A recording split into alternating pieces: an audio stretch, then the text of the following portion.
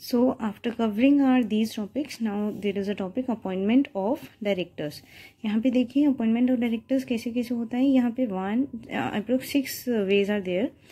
First, directors appointment by members, by board, by tribunal, by central government, by proportional representation. तो चलिए one by one हम सबको समझते हैं. Coming to this one, appointment of first directors. अगर मैं first directors की appointment की बात करूं तो पहले यहाँ पे आप इसको मेरे साथ समरी में समझ लीजिएगा.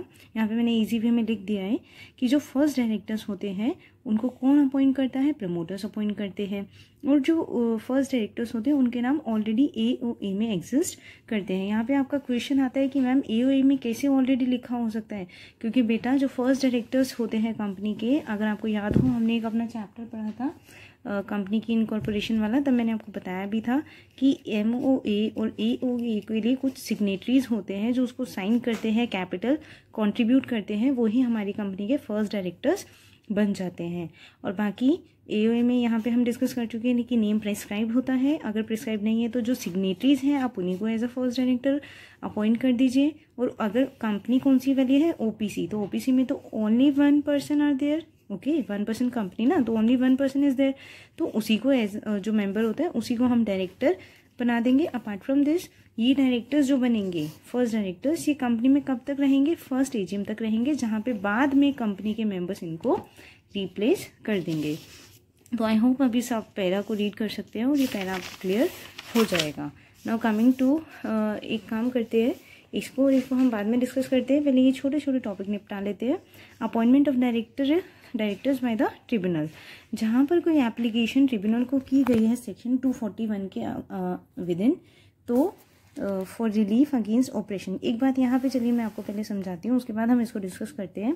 कि सपोज कीजिए एक कंपनी है, ये सारे उसके शेयर होल्डर्स है. देयर आर सपोज कीजिए 500 शेयर होल्डर्स.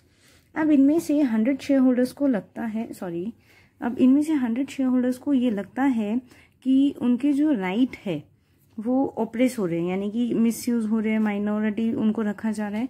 तो वो क्या कर सकते हैं, एक नोटिस, एक पिटीशन ट्रिब्यूनल को फाइल कर सकते हैं वो. और अगर ट्रिब्यूनल को लगता है कि वाकई में ऐसा कुछ है कि उनके साथ माइनॉरिटी समथिंग लाइक एक डिफरेंस हो रहा है, तो ट्रिब्यूनल अपनी सेटिस्फेक्शन के बाद क्या करेगा, खुद से ही नंबर ऑफ डायरेक्टर्स जो सुटेबल रहेगा उसको अपॉइंट कर देंगे. तो चलिए फटाफट से यहाँ पे भी देख लेते हैं कि जहाँ पर एप्लीकेशन ट्रिब्यूनल को की गई है for relief against operation of miss management of the companies affairs, तो ट्रिब्यूनल अगर सेटिस्फाई होता है तो वो एक ऑर्डर पास कर देता है for the appointment of such number of persons as directors, जो कि रिपोर्ट करेंगे ट्रिब्यूनल को ऑन द मैटर्स जो कि ट्रिब्यूनल डायरेक्ट करेगा.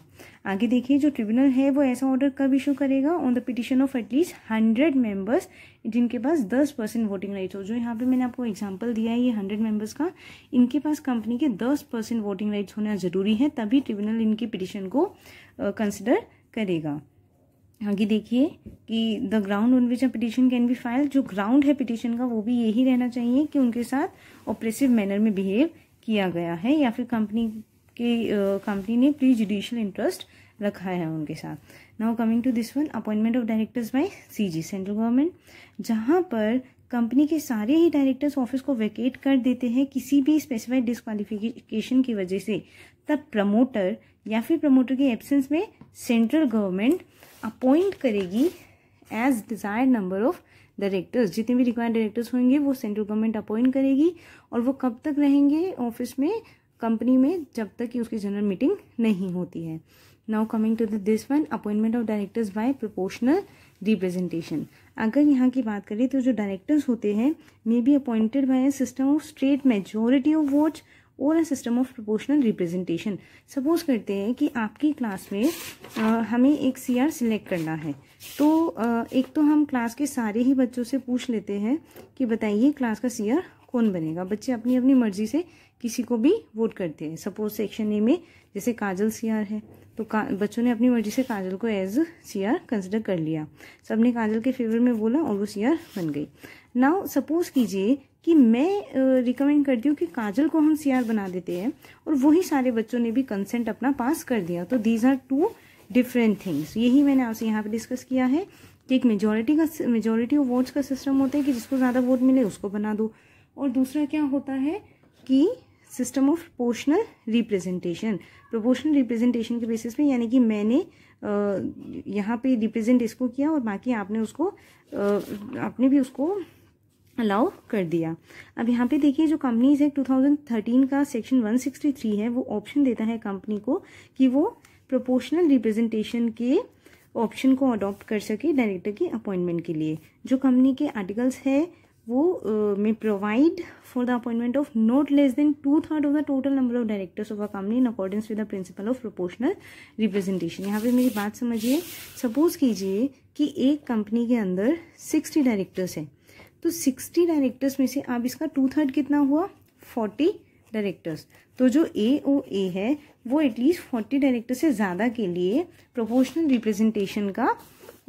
रिप्रेजेंटेशन को अलाउ कर सकता है। ओके, वैसे हमारा थोड़ा सा एग्जाम्पल इनवैलिड सा है क्योंकि जो हमारी लिमिट थी वो कितनी थी, पब्लिक, प्राइवेट और OPC। याद रखिएगा लिमिट को 2, 3, 1।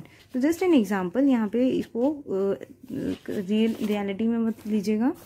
Now coming to this one कि whether by single transferable vote, कि जैसे मैंने काजल को रिप्रेजेंट कर दिया, या फिर क्यूमुलेटिव वोटिंग कि हम सब ने मिलकर के वोटिंग करी, और अदरवाइज अपॉइंटमेंट्स, हाँ, और इस तरह की जो अपॉइंटमेंट्स होगी वो 3 ईयर्स में एक बार करनी पड़ेगी। ओके, करी जा सकती है मे बी। ओके, सो अब डिस्कस करते हैं appointment of directors bye members. इसके लिए एक बार हम इस सारे पॉइंट को फिर से रिकॉल करते हैं। यहाँ पे ध्यान दीजिए, अपॉइंटमेंट ऑफ फर्स्ट डायरेक्टर्स, जहाँ पे मैंने आपको बताया था कि कंपनी के फर्स्ट डायरेक्टर्स जो है प्रमोटर्स के थ्रू अपॉइंट होते हैं, और अपार्ट फ्रॉम दिस वो ऑफिस को कब तक होल्ड करते हैं, टिल फर्स्ट AGM। अब यहाँ के बाद फर्स्ट AGM होने के बाद सब्सिक्वेंट डायरेक्टर अपॉइंट करे जाते हैं, यानी कि उन डायरेक्टर्स की जगह पे दूसरे डायरेक्टर्स जब अपॉइंट किए जाएंगे तो क्या है कि जो पब्लिक कंपनी है उसके केस में जो डायरेक्टर्स है वो अपॉइंट करे जाते हैं कंपनी के मेंबर्स के थ्रू जनरल मीटिंग में। और जो सेक्शन 152 है वो प्रोवाइड करता है कि अनलेस जो कंपनी के आर्टिकल्स है उसमें कुछ ऐसा नहीं लिखा है कि वहाँ पे हर डायरेक्टर एवरी एनुअल सारे डायरेक्टर्स जनरल मीटिंग में रिटायर होंगे, तब इस केस में एटलीस्ट 2/3 जो डायरेक्टर्स है, टोटल डायरेक्टर्स के 2/3 जो डायरेक्टर्स है वो डायरेक्टर्स रोटेशन के थ्रू रिटायर होंगे और अपॉइंट किए जाएंगे वहाँ पर उनकी जगह दूसरे डायरेक्टर्स कंपनी के जनरल मीटिंग में। अभी ध्यान दीजिएगा कि जो रिमेनिंग डायरेक्टर्स रहेंगे कंपनी के केस में, और डायरेक्टर्स अगर प्राइवेट कंपनी के हैं तो मे बी अपॉइंटेड उसके कंपनी के आर्टिकल्स के अकॉर्डिंग ही हम उन्हें अपॉइंट करेंगे। और अगर हमारे पास कोई प्रोविजन नहीं है आर्टिकल्स में तो डिफॉल्ट के केस में जो सो अपॉइंटिंग डायरेक्टर्स, तो these directors shall be appointed by the company in the general meeting. जो डायरेक्टर्स ऑलरेडी अपॉइंटेड थे उन्हीं को हम दोबारा से रीअपॉइंट कर देंगे। आगे ध्यान दीजिएगा, retirement of directors bye rotation. अब इसके लिए एक पॉइंट आप यहाँ पे मेरे साथ समझिए, देखिए कि in case of public company, okay, in case of public company जो 2/3, अभी हमने इसको डिस्कस किया था कि जो 2/3 डायरेक्टर है वो रोटेशन के थ्रू रिटायर होंगे, और जो रिमेनिंग 1/3 डायरेक्टर है वो कैसे रिटायर होंगे, सब्सिक्वेंट AGM में। ठीक है, और जो यहाँ पे हम चलिए पहले इसको समझते हैं 2/3 को। सपोज मेरी एक कंपनी है और उसके अंदर 9 डायरेक्टर्स हैं। अब 9 डायरेक्टर्स में से कुछ डायरेक्टर्स को हम कैसे रिटायर करेंगे, रोटेशन के थ्रू, और बचे हुए डायरेक्टर्स को कैसे रिटायर करेंगे, सब्सिक्वेंट रिटायरमेंट। रोटेशन के थ्रू डायरेक्टर्स जो रिटायर होंगे, कि सपोज कीजिए मैंने कह दिया अल्फाबेटिकल रिटायर कर रहे हैं, तो जिसका नाम A से हुआ वो पहले रिटायर हो गया, फिर जिसका नाम B से हुआ वो, फिर ऐसी सोन चेन चलती जाएगी। हमने यहाँ पे इसको रोटेशन रख दिया। हालांकि आप इस बात को लेकर के मत बैठ जाइएगा कि ए रोटेशन जो होगी वो अल्फाबेटिकल होगी, this is just an example. Okay, यहाँ पे हमने डिस्कस करा कि जो रोटेशन है वो 2/3 डायरेक्टर्स रोटेशन से रिटायर होंगे। अब कमिंग टू द 1/3, देखिए यहाँ पे सम पूरा हो गया ना, 6 + 3 = 9। बाकी बचे हुए कैसे होंगे, सब्सिक्वेंट रिटायरमेंट। सब्सिक्वेंट रिटायरमेंट में क्या होगा कि जो डायरेक्टर ने ऑफिस को लॉन्गेस्ट पीरियड के लिए होल्ड किया होगा उस डायरेक्टर को पहले रिटायर करेंगे, यानी कि जिसने सर्विस पीरियड ज़्यादा सर्व कर लिया हम उसको पहले रिटायर करेंगे। और सपोज कीजिए कि अगर कोई डायरेक्टर है, जो 2 डायरेक्टर है और वो सेम डे ही अपॉइंट हुए हैं, उन्होंने सेम पीरियड ही सर्व किया है, तो हम लॉट यानी कि चिट्स कर सकते हैं लॉट में से कि किस डायरेक्टर को पहले रिटायर किया जाएगा। तो जो आपका ये वाला पैराग्राफ था, ये पूरा पैराग्राफ इसी के बारे में था। Now coming to the point reappointment of directors. यहाँ पे ध्यान दीजिएगा कि डायरेक्टर्स की रिटायरमेंट से जो वैकेंसीज होती है उन्हें उसी सेम मीटिंग के अंदर फुलफिल किया जाता है। जो रिटायरिंग डायरेक्टर होते हैं वो री इलेक्शन के लिए एलिजिबल होते हैं और वो रीअपॉइंट किए जा सकते हैं कंपनी में। और कोई पर्सन रिटायरिंग डायरेक्टर के अलावा क्या कर सकता है, अपने आप को इलेक्शन में खड़ा कर सकता है कि मैं एज अ डायरेक्टर परफॉर्म करूंगा, मैं एज अ डायरेक्टर फंक्शन करना चाहता हूं कंपनी में। और या तो ये वो खुद भी कर सकता है या फिर उसके बिहाफ पे कोई और मेंबर जो कि उसको प्रपोज करना चाहते हैं कि हम इसको एज अ डायरेक्टर अपनी कंपनी में रखना चाहते हैं, तो उन्हें क्या करना है कि मीटिंग से 14 दिन पहले, एटलीस्ट 14 डेज बिफोर मीटिंग, उन्हें उसको नॉमिनेट करना होगा। ओके, उसको कंपनी को नॉमिनेट करेंगे कि हम इसको एज अ डायरेक्टर चाहते हैं, या फिर वो पर्सन खुद को भी नॉमिनेट कर सकते हैं कि मैं एज अ डायरेक्टर परफॉर्म करना चाहता हूँ। और इसके साथ साथ वो 1 लाख की फीस या फिर उसे हायर अमाउंट भी दे सकता है। और बाकी अगर इन केस वो डायरेक्टर बन जाता है तो this amount will be refunded to him, या फिर अगर टोटल वोट्स का उसको 25% भी मिलता है तो भी ये अमाउंट उसको वापस मिल जाएगा। बाकी यहाँ पे ध्यान दीजिए, जो company shall inform its members of the candidature of a person for the office of director in such manner as may be prescribe. जो कंपनी का मैनर रहेगा वो इस तरह से अपने ऑफिस में इन्फॉर्म कंपनी बाकी मेंबर्स को इन्फॉर्म कर सकती है। Now coming to this one, if the vacancy caused by the retirement of a director by rotation is not filled up at the same general meeting। इसका मतलब हुआ कि जो डायरेक्टर के रिटायर होने से वैकेंसी हुई है उसको सेम जनरल मीटिंग में नहीं फिलअप किया गया, तो जो मीटिंग होगी वो एडजर्न हो जाएगी नेक्स्ट वीक के लिए। और एडजर्न मीटिंग में भी फिलअप नहीं किया गया तो जो डायरेक्टर रिटायर हो रहे हैं वो ऑटोमेटिकली रीअपॉइंट हो जाएंगे। लेकिन उसकी कुछ एक्सेप्शन है यहाँ पे, चलिए देखते हैं कि एक्सेप्शन क्या है।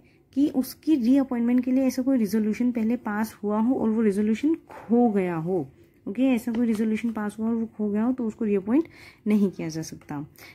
जब उस पर्सन ने खुद ही डिक्लाइन कर दिया कि मैं रीअपॉइंटमेंट नहीं चाहता हूँ राइटिंग में, या फिर वो पर्सन डिस्क्वालीफाई हो गया है, या फिर जो कोई रिजोल्यूशन ऐसा पास कर दिया गया है चाहे वो स्पेशल या ऑर्डिनरी, उसकी अपॉइंटमेंट या रीअपॉइंटमेंट से जुड़ा हुआ इस एक्ट के प्रोविजंस के वर्च्यू में, या फिर section 162 is applicable to such case. जो सेक्शन 162 है वो अभी हम डिस्कस करेंगे, इसको वहीं पे वहाँ उस पॉइंट से लिंक कर देंगे। देखिए ये रहा हमारा सेक्शन 162 की appointment of directors to be voted individually, कि किसी जनरल मीटिंग में एक मोशन पास करा जाता है 2 या उससे ज़्यादा पर्सन्स को एज अ डायरेक्टर अपॉइंट करने के लिए सिंगल रिजोल्यूशन के थ्रू।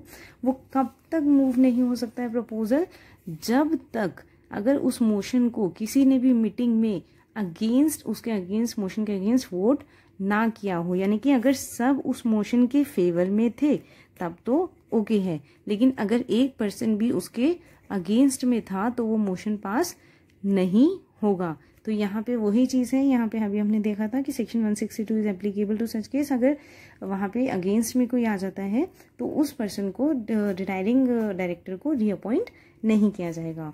नाउ हमारा लास्ट पॉइंट इसका ये रहता है appointment of directors by the board. Sometime board भी डायरेक्ट करते हैं।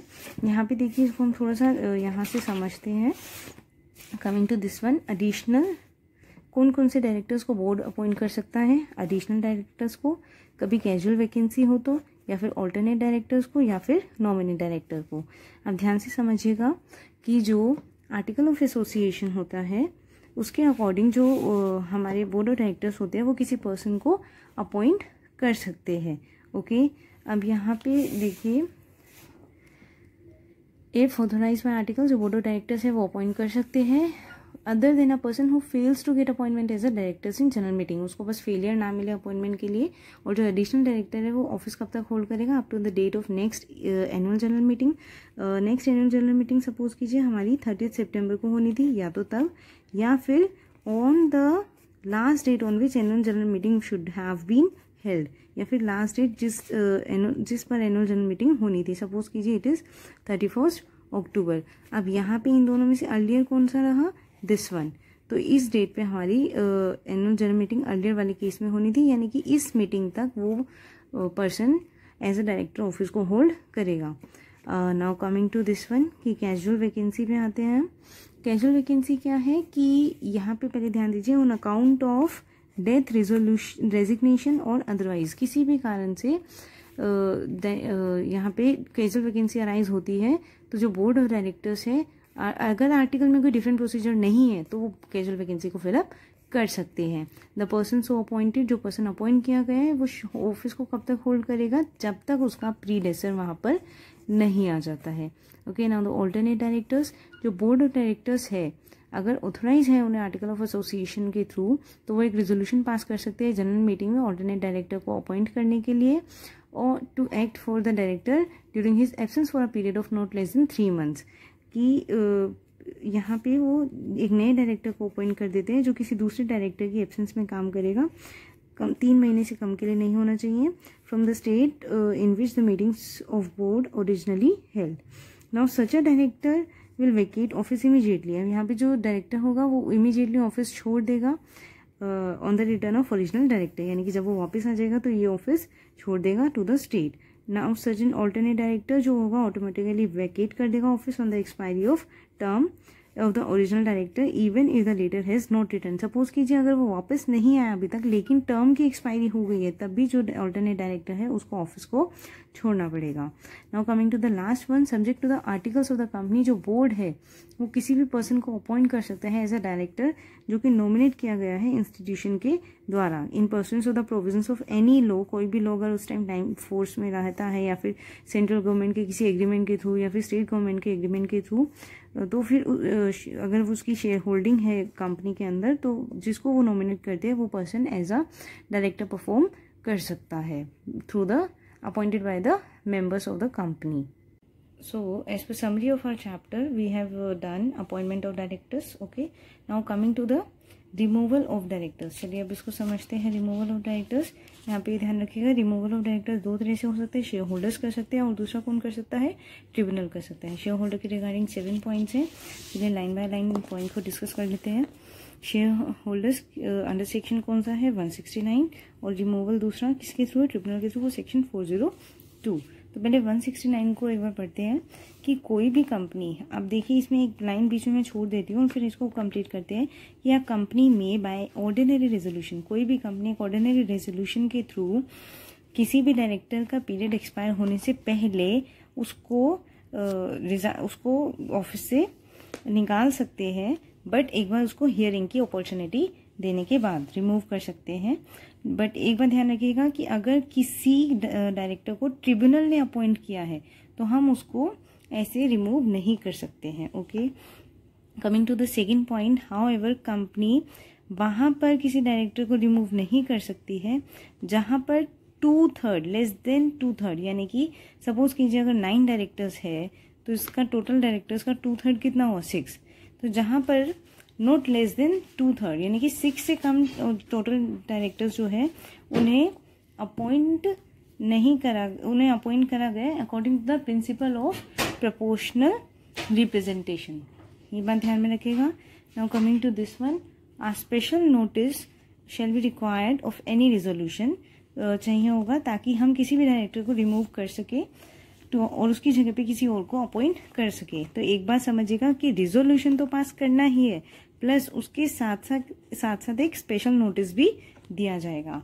और जब ये स्पेशल नोटिस जो है रिजोल्यूशन का जिसके थ्रू हम डायरेक्टर को रिमूव कर रहे हैं, इसकी एक कॉपी कंसर्न डायरेक्टर को भी भेजी जाएगी।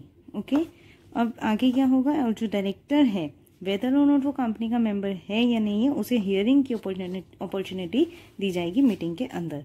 आगे देखिए कि वेयर जो notice has been given to the resolution remove a director under this section and the director concern makes with respect thereto representation writing to the company and request the notification of the members to the members of the company shall if time permits हो।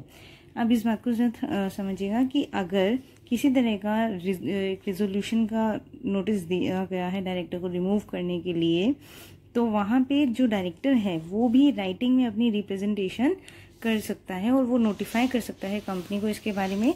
उस case में company का क्या role रहेगा, company एक copy send करेगी representation की company के हर मेंबर को, ओके और जो रिप्रेजेंटेशन की कॉपी अगर सफिशिएंट टाइम में नहीं दी गई तो फिर आगे क्या होगा कि कंपनी मीटिंग के अंदर रीड आउट करेगी उस रिप्रेजेंटेशन को। लेकिन हाउएवर अगर ट्रिब्यूनल सेटिस्फाई हो जाता है कि उस तरह की रिप्रेजेंटेशन को पढ़ना वो डिफेमेटरी मैटर है, यानी कि किसी की गुड रेपुटेशन को खराब करने जैसा है, तो किसी पर्सन की रिक्वेस्ट पे या फिर खुद ही उस डायरेक्टर की रिक्वेस्ट पे कंपनी जो है ट्रिब्यूनल जो है वो कह सकता है कि आप इसको रीड आउट ना करें मीटिंग के अंदर। कमिंग टू दिस वन, जो वैकेंसी है रिमूवल के वजह से क्रिएट होती है किसी डायरेक्टर के, तो उसको अनदर डायरेक्टर के द्वारा भरा जाए, फिल किया जाए उसी मीटिंग में जिसमें उस डायरेक्टर को रिमूव किया गया है। आगे देखिए, provided special notice of the intended appointment has been given, और स्पेशल नोटिस पहले ही दे दिया गया था इंटेंडेड अपॉइंटमेंट के लिए। और जो डायरेक्टर है जिसको आपने ये डायरेक्टर जो अपॉइंट हुआ है, तो ये डायरेक्टर सपोज कीजिएगा पहले मिस्टर पी थे जिनको हम रिमूव कर रहे हैं, उनकी जगह मिस्टर के आ गए जो अब हमारे नए डायरेक्टर रहेंगे। अब यहाँ पे क्या होगा, सपोज कीजिए मिस्टर पी को ऑफिस छोड़ना था 30 जून 2000 सपोज कीजिए 21 को, ठीक है। तो अब मिस्टर आर भी तभी तक रहेंगे जब तक मिस्टर पी को रहना था। ओके, 30 जून 2021 तक अब मिस्टर आर यहाँ पे एज अ डायरेक्टर अपॉइंट रहेंगे। बाकी यहाँ पे है कि अगर कोई भी वैकेंसी इस मैनर में फिल नहीं होती है तो इसको कैजुअल वैकेंसी के मैनर में फिल किया जा सकता है, एक्ट के प्रोविजंस को ध्यान में रखते हुए। बस ये ज़रूर होना चाहिए कि वो director who was remove from the office उसको रीअपॉइंट नहीं किया जाएगा as board of directors. Now the second point is removal by the tribunal. जहां पर ट्रिब्यूनल को कोई एप्लीकेशन दी गई सेक्शन 241 के according for relief against operation and mismanagement of company affair, तो ट्रिब्यूनल अगर सेटिस्फाई होता है तो वो एक ऑर्डर पास कर देता है डायरेक्टर के रिमूवल के लिए कि भाई अब इस डायरेक्टर को रिमूव कर दो। तो ट्रिब्यूनल जो होगा वो एक टर्मिनेशन ऑर्डर पास कर सकता है या फिर कंपनी का एग्रीमेंट कैंसिल कर सकता है जो उसने डायरेक्टर के साथ किया था। और इस ऑर्डर का इफेक्ट क्या रहेगा कि एक तो वो डायरेक्टर रिमूव हो जाएगा, और दूसरा जो डायरेक्टर रिमूव हुआ है वो आने वाले 5 ईयर तक एज अ मैनेजर या फिर मैनेजिंग डायरेक्टर या फिर director of a company perform नहीं कर सकता। मतलब किसी भी तरह की जॉब करे लेकिन इस कैटेगरी में वो जॉब नहीं कर सकता। इसी के साथ साथ हमारा रिमूवल वाला टॉपिक भी यहाँ पर खत्म होता है। Now coming to the summary once again, removal के बाद अब हमारा नेक्स्ट टॉपिक रहेगा रेजिग्नेशन ऑफ डायरेक्टर्स।